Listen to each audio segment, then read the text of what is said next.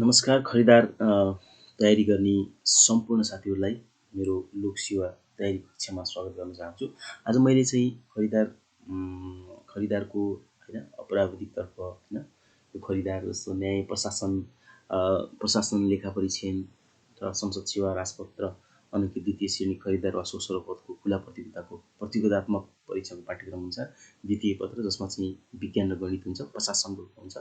यसमा चाहिँ तपाईँको 25-25 अङ्क चाहिँ बाट म्याथ र साइन्सबाट सोध्ने गर्छ होइन, साइन्स र म्याथबाट। तपाईँको साइन्समा पहिला चाहिँ तपाईँले यो सिलेबस चाहिँ डाउनलोड गरेर अथवा यसलाई फोटोकपी गरेर चाहिँ हेर्नुहोस् होइन। सरसर्ती तपाईँले पढेकै कुरा हो होइन, र तपाईँले एटलिस्ट के गर्नु भने यो भनेको के हो त भन्ने कुरा चाहिँ तपाईँले पहिला यो जान्ने आवश्यक छ क्या। पहिलो फेजमा चाहिँ तपाईँ त्यही गर्नुहोस्। एकदम सरसर्ती भन्दा पनि पहिला सुरुमा चाहिँ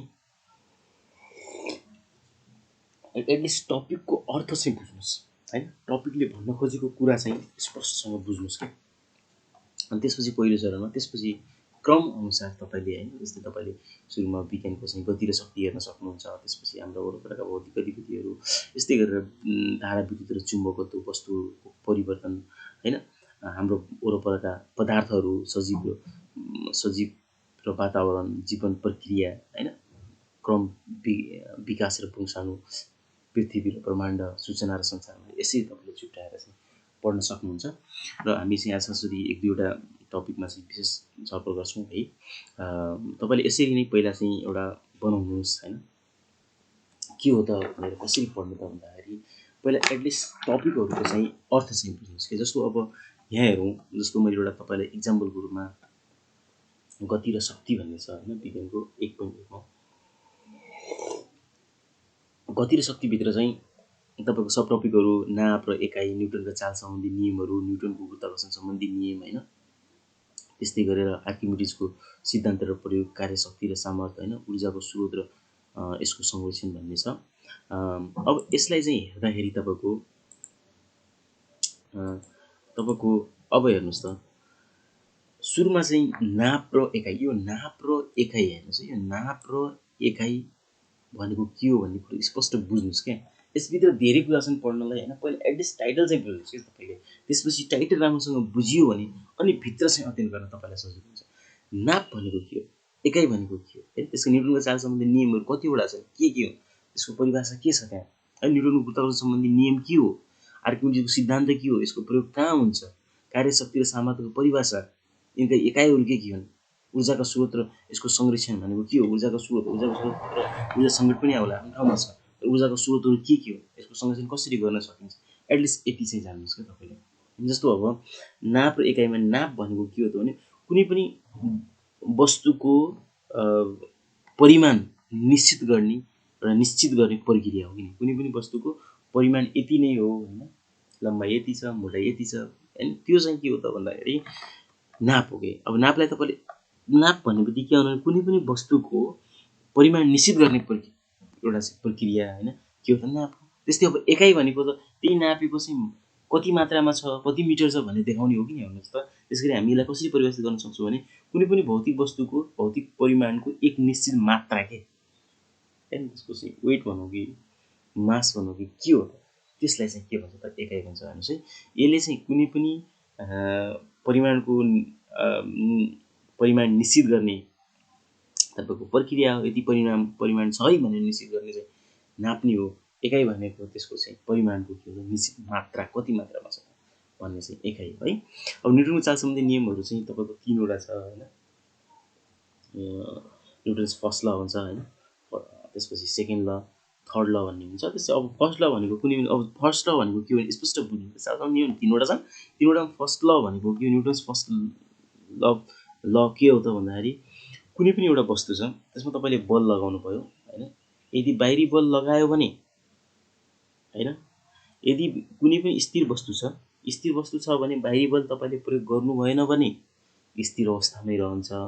यदि तपाईँले बाहिरी बल लगाउनु भयो भने तपाईँले लगाएको बलको दिशातिर सरल रेखामा समान गतिले बहिरहन्छ अथवा गइरहन्छ भन्ने एउटा चाहिँ नियम नै के हो त, न्युटनको चाल सम्बन्धी प्रथम अथवा फर्स्ट ल हो क्या होइन। फर्स्ट ल भनेको के रहेछ त भन्दा कुनै पनि एउटा चाहिँ तपाईँको स्थिर वस्तु छ, तपाईँले यदि बाह्य वस्तु बल प्रयोग फोर्स प्रयोग गर्नुभयो भने नगर्दासम्म स्थिर अवस्थामै रहन्छ। यदि गर्नुभयो भने तपाईँले जुन दिशातिर बल लगाउनु भएको थियो त्यही दिशातिर एउटा चाहिँ दिशातिर समान रेखामा चाहिँ के बगिरहन्छ भन्ने कुरो हो क्या। त्यसलाई चाहिँ बगिरहन्छ गइरहन्छ भन्ने कुरो। अब सेकेन्ड ल भनेको त तपाईँहरू एफ इक्वल्स टु एमए हो होइन। तपाईँको एफ ए इक्वल्स टु अथवा एफ इक्वल्स टु एमए अनि एमए तपाईँले 9-10मा चाहिँ फर्मुला डेराइभ गर्नुभएको होला होइन। जस्तो यसमा के हुन्छ भने त्यो कुनै पनि वस्तुमा लगाएको बल हुन्छ नि त्योसँग त्यसबाट उत्पन्न हुने एउटा चाहिँ प्रवेग हुन्छ नि, त्यो प्रवेग चाहिँ समानुपातिक हुन्छ र त्यो वस्तुको चाहिँ माससँग पिण्डसँग के हुन्छ विरुद्ध कर्मानुपातिक हुन्छ भन्ने सिद्धान्त चाहिँ के हो त, नियम चाहिँ के हो त, न्युटनको चालसम्बन्धी दोस्रो नियम। न्युटनको चालसम्बन्धी तेस्रो नियम के हो भने प्रत्येक क्रियामा बराबर तर विपरीत प्रतिक्रिया हुन्छ होइन। प्रत्येक क्रियामा बराबर तर विपरीत प्रतिक्रिया हुन्छ। जस्तो अब तपाईँको रकेटको कुरा गरौँ होइन, बन्दुकको गोली हान्दा चाहिँ हुन्छ। त्यस्तो यी तीनवटा नियम चाहिँ तपाईँले थाहा पाउनु पऱ्यो कि यसरी सरस्वती ठ्याक्कै थाहा पाउनु पऱ्यो, देख्ने बित्तिकै यो भनेको थाहा पाउनु पऱ्यो। अब न्युटनको गुरुत्वाकर्षण सम्बन्धी नियम भन्ने छ होइन। अब न्युटनको गुरुत्वाकर्षण सम्बन्धी नियम के हो त भन्दाखेरि जस्तो मानौँ दुईवटा मास छ होइन, दुईवटा मास छ। अब मासको यहाँदेखि यो सेन्टरदेखि यहाँसम्मकोलाई यो सेन्टरसम्म छ, यसो के हो त दूरी हो होइन। अब यो बिचको चाहिँ के छ त भन्दाखेरि दूरी छ यहाँनिर होइन। यसलाई चाहिँ हामी डी मानौँ, यसलाई चाहिँ होइन यो डी भयो। तपाईँको यो चाहिँ सेन्टर छ यहाँनिर है, सेन्टर। अब कस्तो हुन्छ भनेपछि तपाईँको यहाँनिर तपाईँले हेर्दा होइन तपाईँ कस्तो हुन्छ भने यी दुईको योलाई चाहिँ यो याम भयो है, यो तपाईँको M1 भयो, यो चाहिँ तपाईँले यसलाई हेर्नुहुन्छ भने यो M2 भयो, यो चाहिँ M2 भयो। अब यो चाहिँ M1 भयो, यसलाई M2 मानौँ होइन। यसलाई चाहिँ के भनौँ त भन्दा M2 मानौँ,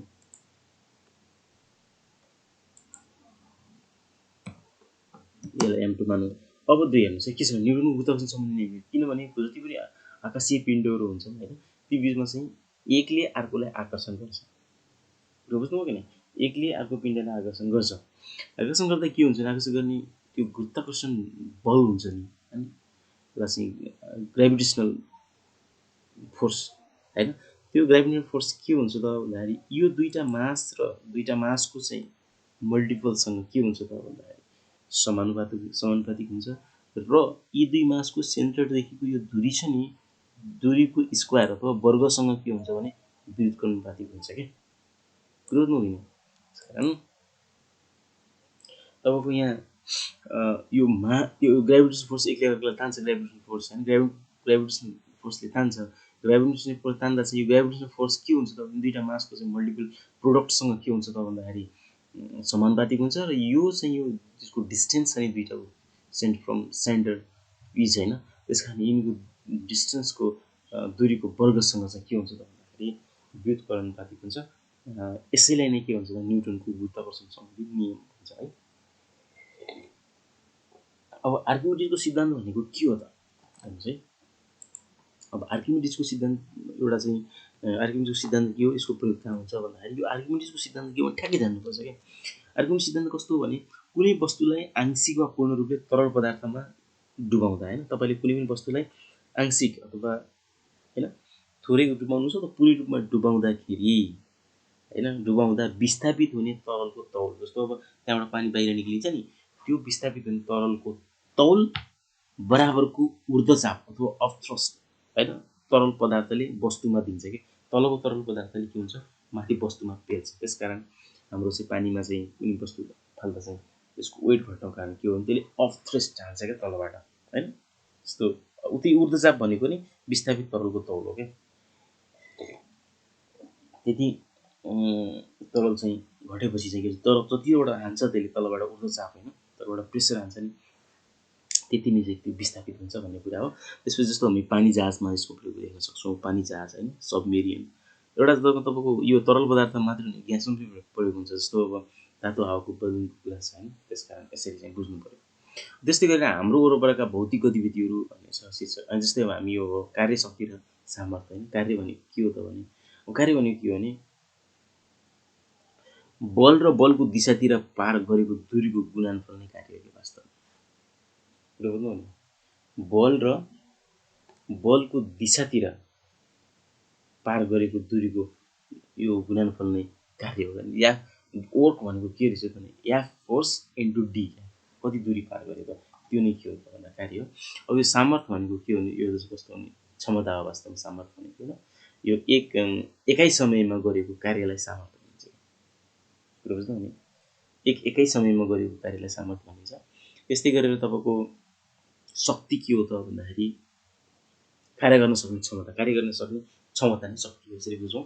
त्यस्तै गरेर ऊर्जाका स्रोतहरू के हुन् होइन, ऊर्जाको स्रोत भनेको के हो भन्ने कुरा चाहिँ तपाईँले यो पनि जान्न आवश्यक छ होइन। ऊर्जाका स्रोतहरू के हुन्छ, नवीकरणीय अनवीकरणीय होइन, ऊर्जा सङ्कट भनेको के हो, यी कुराहरू जान्न आवश्यक छ होइन। यसका संरक्षण कसरी गर्न सकिन्छ ती चाहिँ तपाईँले चाहिँ राम्रोसँग पढ्नुपर्छ होइन। किनभने कुनै पनि कुरालाई अब ऊर्जा सङ्कटलाई रोक्नलाई के गर्न सकिन्छ त लगाउनुहोस् त।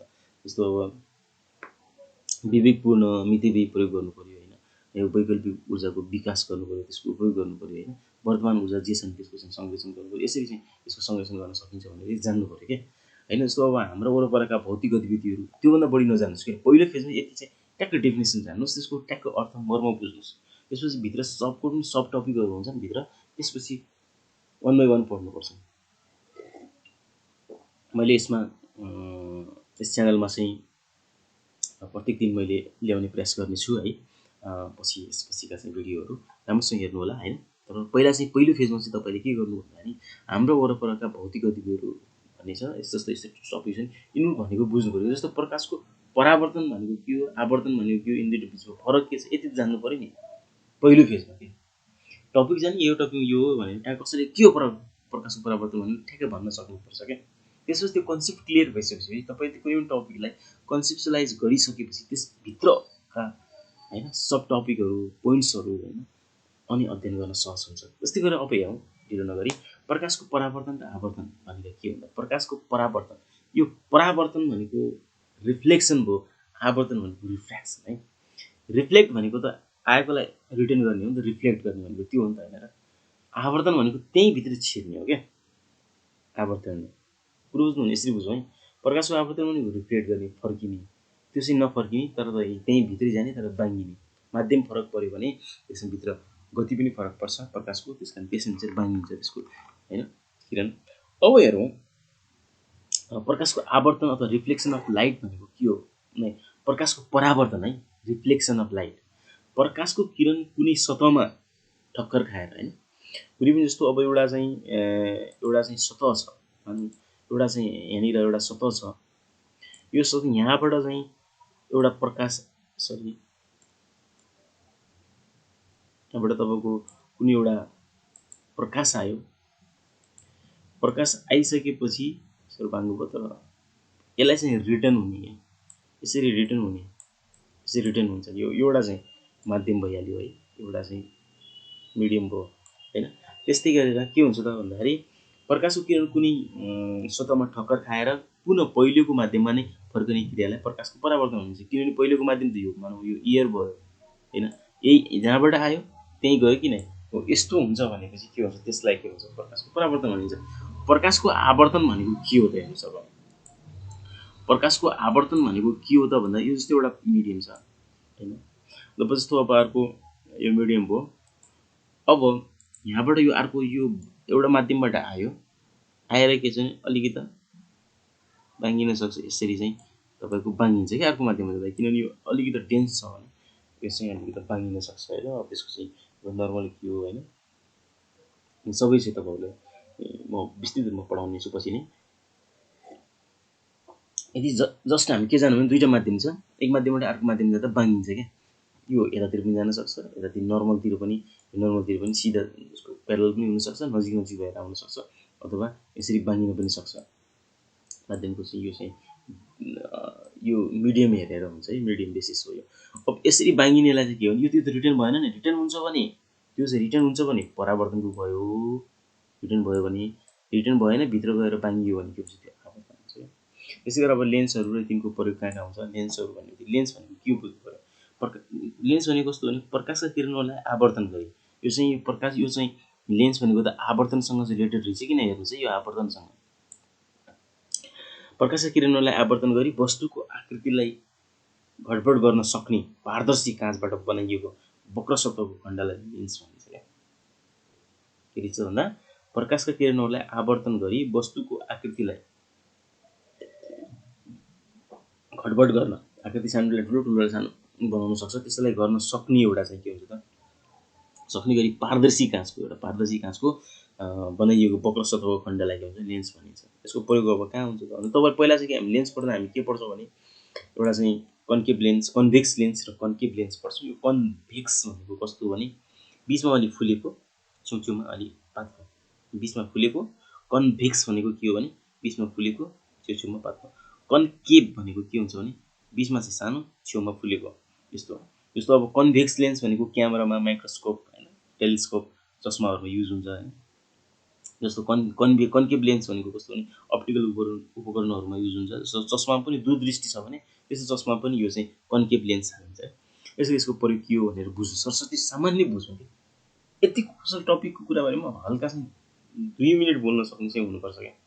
तापको प्रसारण र ताप समीकरण, यो तापको प्रसारण भनेको के हो, ताप तपाईँको समीकरण भनेको के हो भन्ने कुरो बुझ्नुपर्छ। अब तापको प्रसारण भनेको त एक ठाउँबाट अर्को ठाउँ जाने त हो नि। ताप कुनै माध्यम वा बिना माध्यम एक ठाउँबाट अर्को ठाउँमा जानुले तापको प्रसारण भनिन्छ। माध्यम पनि हुनसक्छ, विदाउट मिडियम पनि हुन्छ, मिडियम पनि हुनसक्छ होइन। तर ताप कुनै माध्यम वा बिना माध्यम एक ठाउँबाट अर्को ठाउँमा जानुले तापको प्रसारण भनिन्छ होइन। अब तापको समीकरण भनेको के हो त, समीकरण, तापको समीकरण भनेको के हो त भन्दाखेरि कुनै वस्तुले घुमाए, समीकरण भनेको यो चाहिँ क्वेसन, यो चाहिँ फर्मुला भन्ने बुझ्नु होला कि कुनै वस्तुले घुमाएको वा ग्रहण गरेको ताप शक्तिको परिमाण निकाल्ने सूत्रलाई तापको समीकरण भनिन्छ। के रहेछ त भन्दा कुनै वस्तुले घुमाएको वा ग्रहण गरेको ताप शक्तिको परिमाण निकाल्ने सूत्रलाई तापको समीकरण भनिन्छ। जस्तो क्यु इक्वल्स टु एमएसडिटी निकाल्छौँ नि हामी फर्मुला होइन, विद्युत आवेशको फर्मुला थाहा होला नि होइन। हो त्यसलाई चाहिँ हामी चाहिँ यो तापको समीकरणसम्म पढ्छौँ। ताप प्रसारण भनेको एक ठाउँबाट अर्को ठाउँमा जाने माध्यम हुनसक्छ, बिना माध्यम हुनसक्छ। ताप समीकरण भनेको के हो त भन्दाखेरि कुनै पनि वस्तुले ताप चाहिँ को माध्यम, एउटा कुनै पनि वस्तुले घुमाएको हुनसक्छ होइन, ग्रहण गरेको ताप शक्तिको परिमाण निकाल्ने सूत्रलाई तापको समीकरण भनेर भन्ने गरिन्छ। त्यस्तै गरेर अब हामी चाहिँ यो चाहिँ प्रतिध्वनि र गुन्जायमान भनेको के हो, यसको गुन्जायमान असर के हो त, प्रतिध्वनि भनेको के हो, अनि ध्वनि बुझ्नुपर्छ हामीले सबभन्दा पहिला होइन। अब यो प्रतिध्वनि भनेको के हो त भन्दाखेरि यो इको हो क्या। तपाईँ इको भन्ने सुने बुझ्नुहुन्छ नि, प्रतिध्वनि भन्दा तपाईँले इको भन्दा बुझ्नुहुन्छ। यो इको भनेको कस्तो हो भन्दाखेरि कुनै ठक्कर खाएर ध्वनि फेरि रिटर्न हुनेलाई इको भन्छ क्या। जस्तो कुनै सतहमा ठक्कर खाइ परावर्तन भएको ध्वनिलाई इको अथवा प्रतिध्वनि भनिन्छ। त्यस्तो ध्वनि यो परावर्तन भएको, परावर्तन भनेको के हो त भन्दा गएर रिफ्लेक्ट हुने हो नि त होइन। त्यसरी कुनै सतहमा ठक्कर खाइ परावर्तन भएको ध्वनिलाई प्रतिध्वनि भनिन्छ। अब गुन्जायमान भनेको कस्तो हुन्छ भने जस्तो ध्वनि परावर्तन गर्ने जुन एउटा सतह हुन्छ नि होइन, ध्वनि परावर्तन गर्ने जुन सतह हुन्छ नि त्यो 17 मिटरभन्दा नजिक छ भने होइन, 17 मिटरभन्दा नजिक छ भने यो परावर्तित ध्वनि मूल ध्वनिसँग, जुन मैले चाहिँ मैले बोलिसकेपछि एउटा आवाज प्रोड्युस भयो, तर तपाईँको 17 मिटरभन्दा कम क्षेत्र छ, त्यसबाट चाहिँ गुन्जायमान भएर रिटर्न आउँदैछ भने मैले बोलेको आवाज चाहिँ मूल ध्वनिको, उताबाट रिटर्न भएको आवाज चाहिँ के हो त, प्रतिध्वनि हो। यो दुईवटा चाहिँ मिसिन्छ क्या होइन, ध्वनिसँग मिसिएर होइन, परावर्तित ध्वनि मूल ध्वनिसँग मिसिएर ध्वनि लम्बिएको सुनिन्छ, जसलाई गुन्जायमान भनिन्छ। यसरी चाहिँ तपाईँले चाहिँ सरस्वती एक्ज्याक्ट के हो भन्ने कुरा चाहिँ बुझ्न आवश्यक छ क्या।